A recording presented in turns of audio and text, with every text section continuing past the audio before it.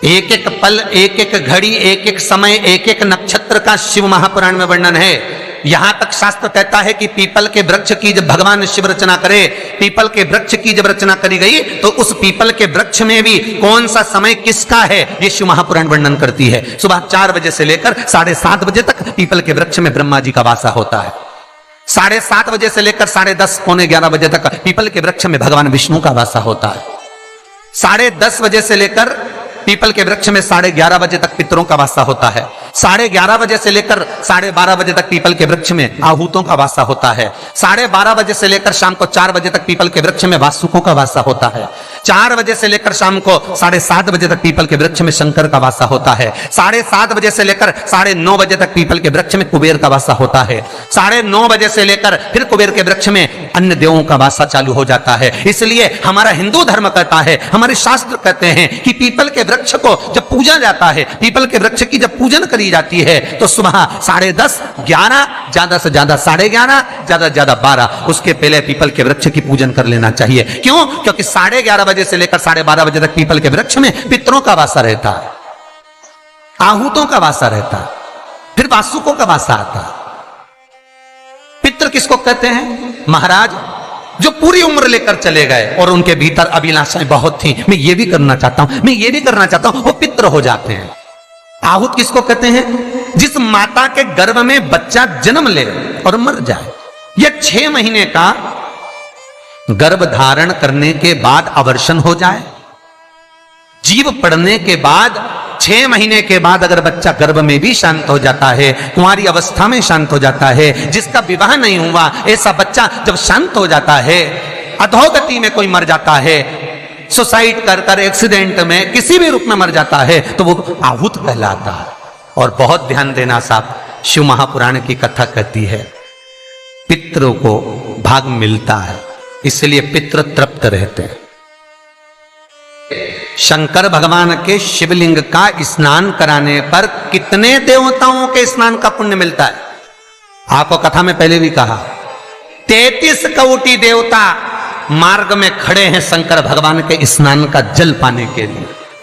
शंकर का जो शिवलिंग होता है, भगवान शंकर का जो शिवलिंग कटी भाग, उस पे जो शिवलिंग रखा है, शिवलिंग जहां रखा हुआ है ये कटी, ये तो पार्वती जी का हस्तकमल है, पर शिवलिंग का जो गोल भाग है शिवलिंग, उसका जो नीचे का भाग है, सबसे नीचे का भाग, वो ब्रह्मा जी का प्रतीक है।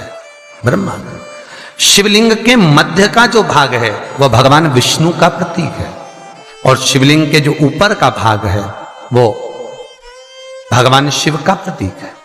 ब्रह्मा, विष्णु, महेश एक ही बिंदु में, एक ही शिवलिंग में विराट, एक ही में।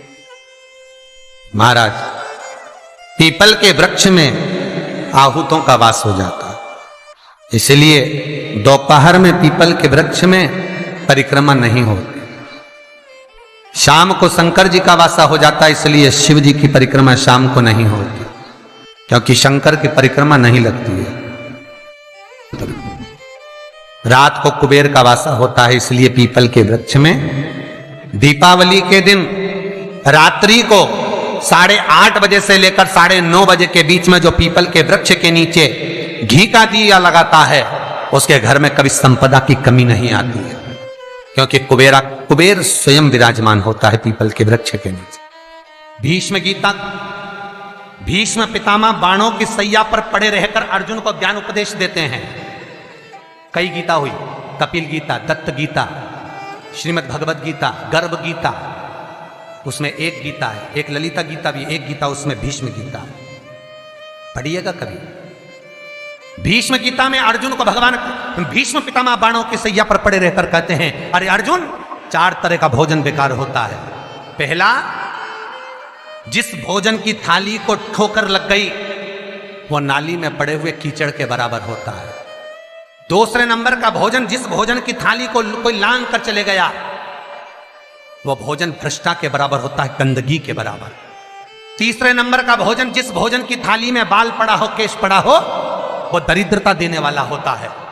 और चौथे नंबर का भोजन अर्जुन, अगर पति और पत्नी अगर एक ही थाली में भोजन कर रहे हैं तो वो मदिरा के तुल्य होता है। कई लोग कहते हैं एक ही थाली में भोजन करो तो प्रेम बढ़ता है, प्रेम बढ़ता है। शिव महापुराण की कथा कहती है पति और पत्नी अगर एक ही थाली में भोजन करते हैं, एक ही थाली में अगर पति और पत्नी भोजन करते हैं तो उस घर की दशा देखिएगा। उस घर के बच्चे कभी भी विद्या में उत्तम नहीं निकल सकते, उस घर के बच्चे कभी भी सत्मार्गी नहीं निकल सकते, मार्ग से विचलित ही निकले, क्योंकि मदिरा के नशे में पैदा हुए हैं। सुन अर्जुन सुन, यदि बेटी कुंवारी है और बाप के साथ में बैठकर भोजन करती है तो उस बाप की कभी अकाल मौत नहीं होती है, क्योंकि बेटी बाप के काल का हरण कर देती है। बेटी कुंवारी है, बेटी की शादी हो जाए जब भले वो पिता के साथ भोजन ना करे क्योंकि गोत्र बदल गया, पर बेटी जब तक कुंवारी है हमारा चैनल बाप के साथ बैठकर भोजन करेगी तो बाप के काल को हरण कर लेती है। ये उसी तरह जैसे एक गाय ब्याह गई हो और एक गाय कुंवारी हो। महाराज, ब्याही हुई गाय का गोबर से लीपने से ज्यादा फलदायी होता है कुंवारी गाय का गोबर से लीपना, वो ज्यादा फलदायी है। बछिया के गोबर से लीपना, कुंवारी गाय के गोबर से जो ब्याही ना, कितना कितना शास्त्र प्रमाण देता है महाराज। कई लोग दुखी भी हो रहे होंगे आज हमारी कथा सुनकर कि भगवान गुरु जी आपने कह दिया कि एक थाली में भोजन मत करो और हम तो इतने साल से करते हुए आ रहे हैं और अलग अलग करेंगे और ऐसा और वैसा। यहाँ तो शास्त्र तो कह रहा है ना कि ज्ञानी को अज्ञानी को समझाना सरल है, पर जिसके भीतर अभिमान भर गया, अहंकार समा गया, जो खुद को स्वतः ही भगवान मानता हो, स्वयं को वेद पाठी, स्वयं को शास्त्रों का प्रमाणित मानता हो, उसको कौन समझाएगा साहब? जिसके भीतर अभिमान भरा, अहंकार भर गया हो, उसे कौन समझा सकता है? हम तो केवल इस व्यासपीठ से उतना ही कह देते हैं जितना इस कथा पुराण में लिखा है। उसके बाद मर्जी आपकी, आप सुधरो कि सिद्धरो, आपकी मर्जी। कहना हमारा काम है, सुनना आपका काम। करना हो तो ठीक है, ना करो तो आग लगे बस्ती में अपन रो मस्ती में, मीराबाई जैसे अलमस्त रहो। मैं तो चली वृंदावन राणा, मेरे तो भाग जगे तेरे मेलों में आग लगे। हमें कहीं करना, हम तो कह सकते हैं कि आपको करना हो तो ठीक है, ना करना हो आपकी मर्जी। भीष्म गीता कह रही है।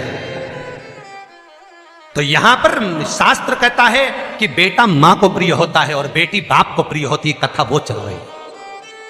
इसलिए पिता के सामने अगर बेटी कुंवारी हो तो पापा के साथ भोजन करे, पिता के साथ भोजन। लोग कहते हैं बेटी की विदाई में सबसे ज्यादा मां रोती है। शिव महापुराण की कथा कहती है बेटी की विदाई में सबसे ज्यादा बाप रो।